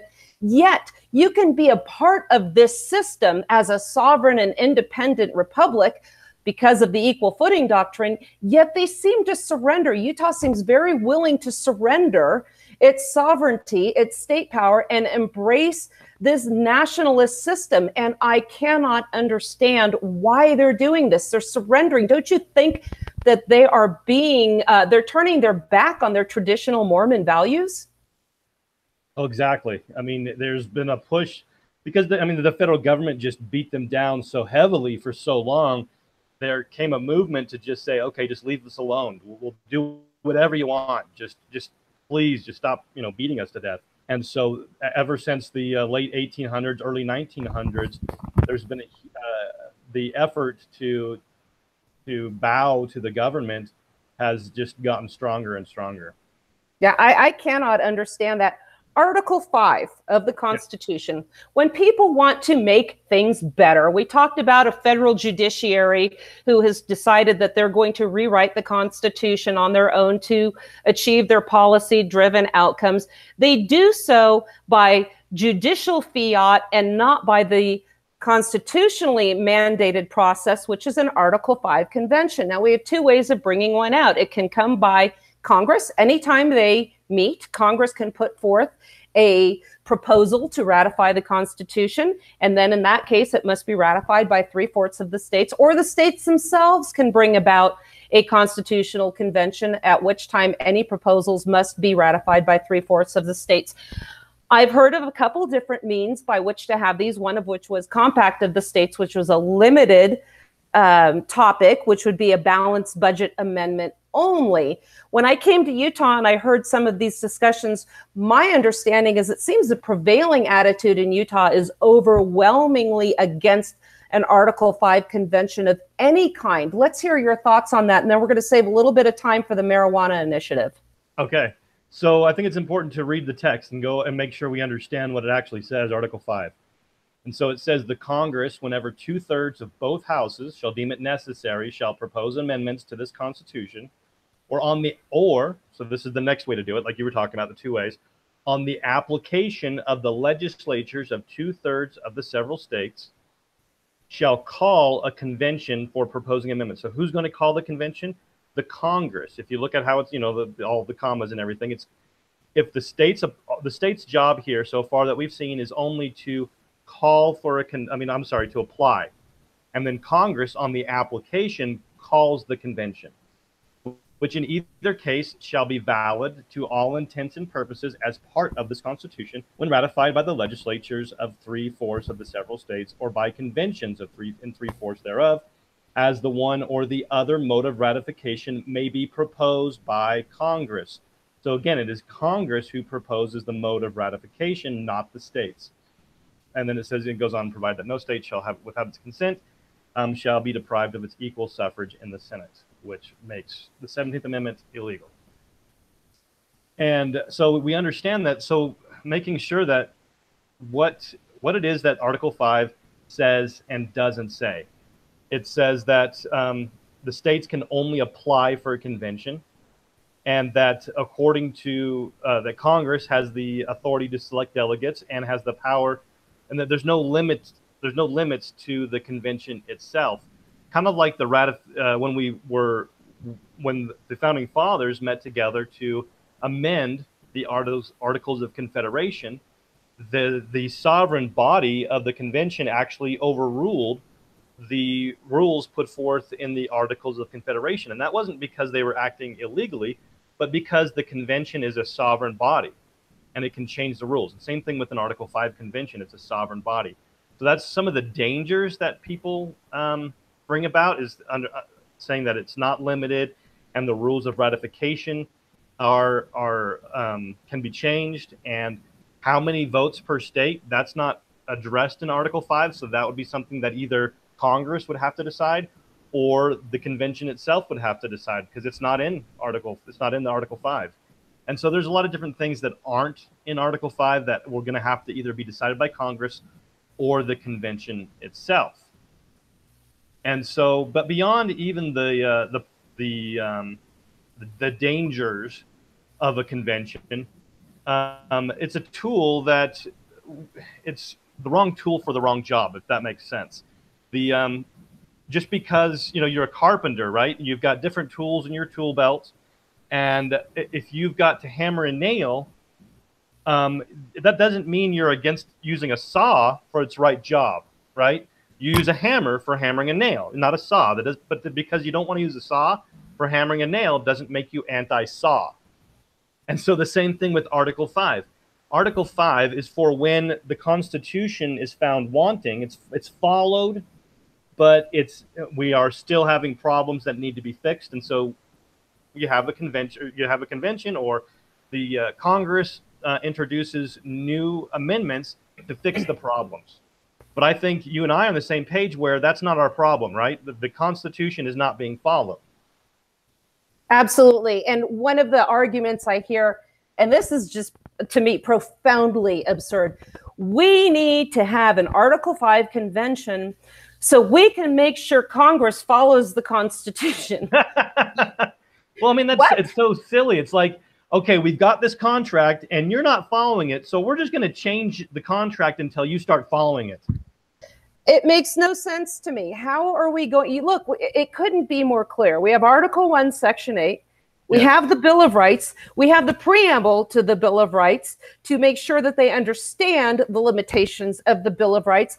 I don't really understand how making another amendment to say you're going to follow all of the above, even though we have 160 years or so or more. I say from the get-go, I think it was a coup from the very beginning to say we're going to demand this time you're going to listen to us. Right. So, I've heard arguments too, like for Compact of America, that it's going to be limited to a single issue of a balanced budget only. If we would follow the Constitution and the general government stayed within its enumerated powers, for crying out loud, we would not have to worry about a balanced budget. Do you think that we can ever repair what we are doing, whatever the system we have right now, and still maintain this constitutional republic? That's kind of a tricky question. So the Founding Fathers, so talking about the tools in the tool belt, right? The tool for our situation today that the Founding Fathers gave us was the 9th and 10th Amendment and Article 6, basically saying that if you're not authorized to do this, then you can't do it. And the state's obligation, the Founding Fathers, they in the very beginning, they talked about how nullification was the tool to be able to preserve the Union. If the states didn't enforce the compact, the Constitution, then it would be basically anarchy, and we would be it would fall apart on its own, which is the situation that we're seeing because the states refuse to enforce the contract. And so, best case scenario, I want to go through like some of those things that you talked about. Like, let's say they only kept it to what they're calling for, like the Convention of States organization wanting an Article 5 convention, or which addresses the issue of a balanced budget. So I want to go through and say, okay, let's say that that it's limited, that the runaway issues don't happen. Well, the things that they're calling for actually call for bigger government. Okay, the first thing that they want to do is that they claim that it'll be limited to a single subject, but the Convention of States people themselves are proposing 3 subjects. So right off the top, they're not being honest. And so the first subject that they introduce, that they want introduced, is fiscal restraints, aka a balanced budget amendment. But again, like you said, if they followed the Constitution, then the budget would be balanced all by itself. And so what this means also is it gives the government more power, because basically if they spend within their means, whatever they spend it on is now quote unquote constitutional. And so it's actually broadening the powers of the federal government by claiming to restrain them fiscally. Just like we mentioned earlier, even before we got into the conversation, the Convention of States, every state but one has a constitutional requirement to balance their budget. Only one state in the country has a balanced budget, and that is the state without the balanced budget requirement. Which state is that? I think it was Vermont. Okay. And so the other, all of the balanced budget amendments that have been proposed actually given out, like at times of war. Well, when haven't we been at war? If 3/4 of the Congress votes to override the provision, well, every single budget that we passed in the last, in recent history has been passed by that measure, and so it would be easy for them to violate that principle. And so it's a waste. It's not. They have every out in the book. And again, this is like gun control logic, right?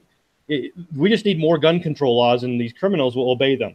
Well, Congress is a bunch of criminals. You don't just keep on changing things to get them to obey it. And so, again, following the Constitution solves this problem. So I want to go into the second subject that they propose, which is the limiting the power and jurisdiction of the federal government. Well, Article 1, Section 8 already does that. Exactly. And so we're going to limit them again. And so one of the proposals that they have to limit the power and jurisdiction of the federal government is saying that if 3/4 of the states agree, then they can nullify an act of the federal government. Well, that's again, so that means we have that 3/4 of this. Well, we have it now where only one state has to do it. This would change the Constitution that would make it. And so right now, one state can do it, but now it would make it so only if 3/4 of the other states. So basically saying that if 3/4 of the states don't vote to nullify it, then whatever the Congress did is now quote unquote constitutional. And that's an insurmountable obstacle, because we see with this system of new federalism where they withhold federal funds, assuming that they print it anyway, that they withhold funds from the states, that the states, we don't even see one state really nullifying, other than, this brings us into the next issue of marijuana, because it's really good money to keep that going, because as long as we have some states and the federal government looking the other way, we still have civil asset forfeiture in the states where it happens to be illegal and people are just ignoring the laws. It's a big money issue. We also have, I want to segue to the medical marijuana initiative. We talk a lot about Trojan horses. I talked about Trojan horses when it came to the national reciprocity proposal, as well as the Trojan horse of an Article 5 convention we were just talking about. I see the medical marijuana initiative, and I'm very libertarian minded, and I am not in support of that. I hear from the people with national reciprocity, well, it is a step in the right direction. You might think it is, but I think if you keep going in that direction, you're going to head off a cliff. So tell us a little bit about this initiative in the time we have left. We've got about 10 minutes. Yeah, it's really important for people to understand that this is, again, a Trojan horse. And we wrote about it on our website, so you can read our article about the anti-liberty marijuana initiative. That's something that they always say, too. And everything we've talked about, exposing the lands issues and how they, whenever they want to take away your liberty, they're like, yeah, it takes away your liberty, but it moves us in the right direction. Well, actually, these things actually move us in the wrong direction. They actually remove more liberty than they actually are giving. They're saying, well, you've got marijuana. Well, okay. Well, this actually, first of all, it's done through democracy. So first of all, if this fails, then that means that, in the minds of the people, that now you don't have a right to be able to grow hemp for clothing, for medicine, for rope, for paper, for, anything that it's used for now, because the people said no. It's in the minds of the people. It's taken away all legitimacy for your natural rights. Good call. Case closed, right? Right. Exactly. And so the next thing is it expands government control. It creates a new unelected bureaucracy where this unelected bureaucrat actually has the powers of judge, jury, and executioner, where he can write the rules, where he can enforce the rules, and he can adjudicate the rules without a jury trial. And without any, really accountability, because he's not elected by the people. And that's exactly the very definition of tyranny that James Madison gave in Federalist 47, was the concentration of those legislative, executive, and judiciary powers in the same hands. And so creating this new bureaucracy, also it creates a new database of all people that have been prescribed the medical cannabis that is being used in states like Hawaii, and the Ninth Circuit Court has ruled can be used to take away your rights to own a gun. And so basically you have not violated any crime, but simply because you are a part of this list, you are now not allowed, you've had your right to defend yourself removed from you. And this is what we see all the time. We see people that are engaged in lawful behavior now being part of a big sweeping net they're casting in the pursuance of more gun control. And again, with this database, we have the red flags. And as you indicated, the Ninth Circuit upheld this. Here's our problem with calling these constitutional rights. Rights that the government divvies out to you piecemeal at a time are subject to reasonable regulation. So what we're going to do is follow up on this reefer madness rhetoric and say we don't want these crazed potheads having guns. Well, what about the crazed people on all these other psychotropic drugs? What about the crazed people that are on pain medications? You only have this with marijuana.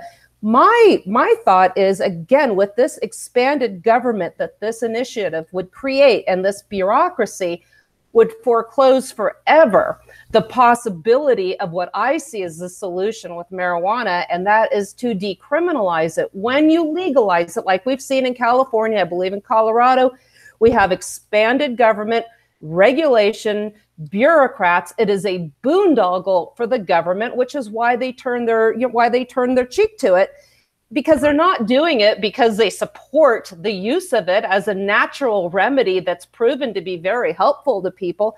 I hear people say, well, I think we should legalize marijuana. That way it could be taxed. And well, guess what? When you tax it, California's got some insane, I think 40% tax on marijuana. What are you doing? You're fostering, again, the very black market and crime that you're trying to avoid in the first place. It is a natural substance. They say, well, people can drive can drive while they're intoxicated. Well, we already have driving under the influence laws.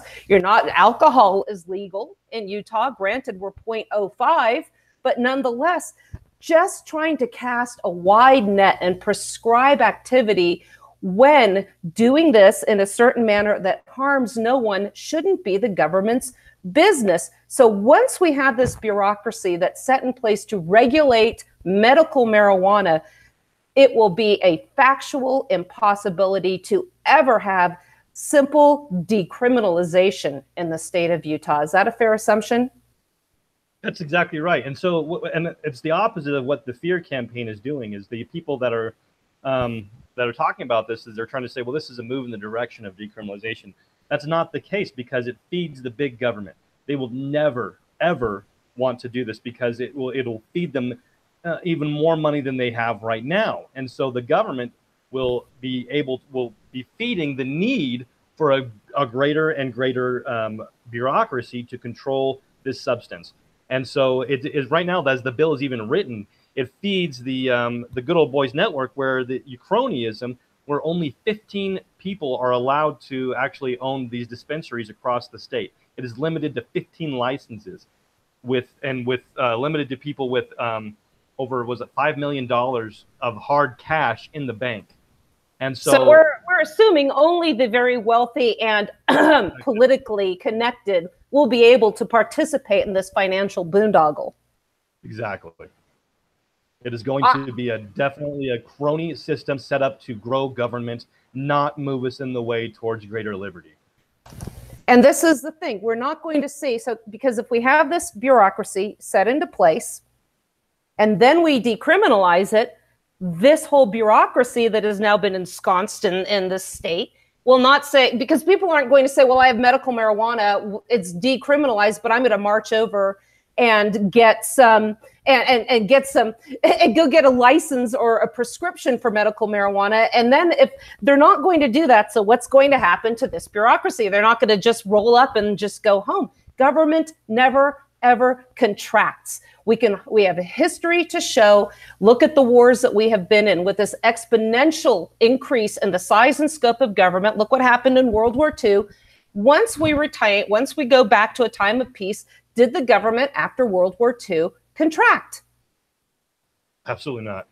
We never ever see it. Ben, how can people help defending Utah? How can they follow you?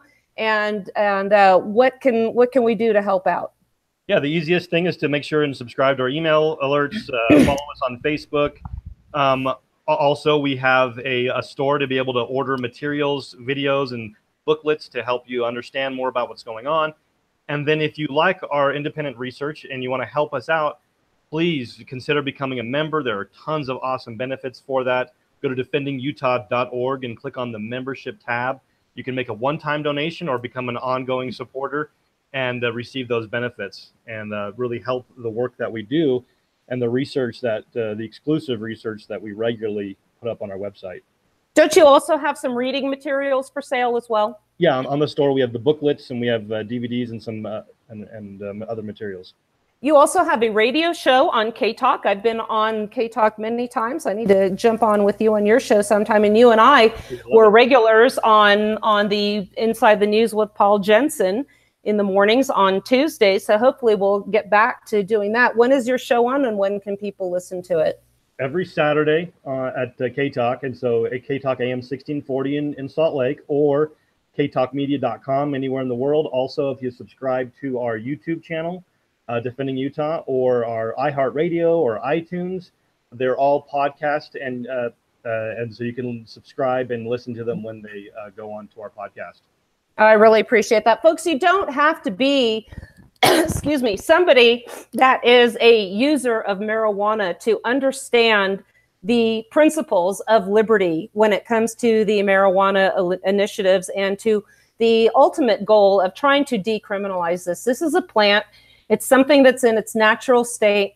I am of the opinion that if I want to grow tomatoes, I'm going to grow tomatoes and I don't need the government's permission. Yes, marijuana can have some intoxifying effects, but so do any other, excuse me, prescription medications, alcoholic beverages that are legal on the market.